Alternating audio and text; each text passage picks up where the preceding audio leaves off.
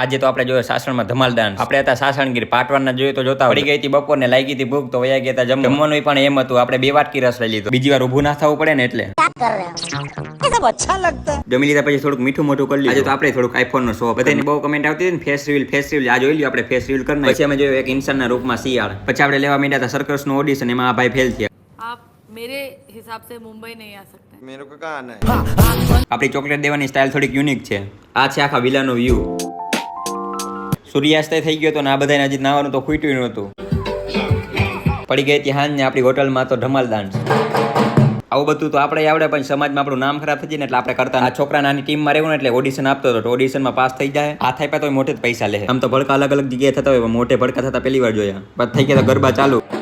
પણ આપણે ક્યાં રમતા આવડે છે? ગરબા રમતા રમતા બધામાં આદિમાનવનું ભૂત આવી ગયું. ધ્રુવની ડમરી ઉડાડવા માંડ્યા હતા. પછી જમીન વયા ગઈ ક્રિકેટ. ઉનાળામાં તમે વેકેશનનો પ્લાન બનાવતા હોય તો આ વિલાની મુલાકાત જરૂર લેજો.